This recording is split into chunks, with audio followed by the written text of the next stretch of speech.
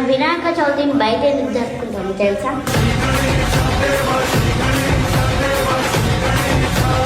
ఒకప్పుడు వినాయక చవితిని ఇంట్లోనే జరుపుకునేవాళ్ళు. అప్పట్లో మన దేశాన్ని బ్రిటిష్ వాళ్ళు పరిపాలిస్తున్నప్పుడు మన జనాన్ని బయట కలవనిచ్చే వాళ్ళు కాదు. ఒకే చోట 4 కన్నా ఎక్కువ మంది బయట కనపడితే వాళ్ళని కొట్టేవాళ్ళు. అప్పుడే 1983లో మన ఫ్రీడమ్ ఫైటర్ అయిన బాలగంగాధర్ తిలక్ గారు మన ప్రజలందరూ కలిసి ఒకటి అవ్వాలని అందరికీ ఇష్టమైన మన వినాయక చవితి ఇంటి పండగని బయటకి తీసుకొచ్చారు.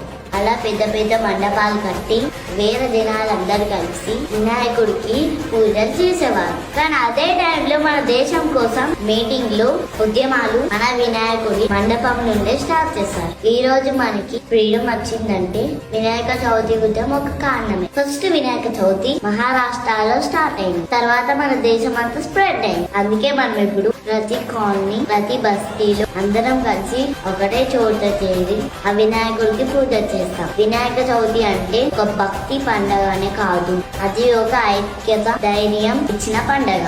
ఈ రీల్ ని మీ గల్లీ ఫ్రెండ్స్ అందరికి షేర్ చేయండి.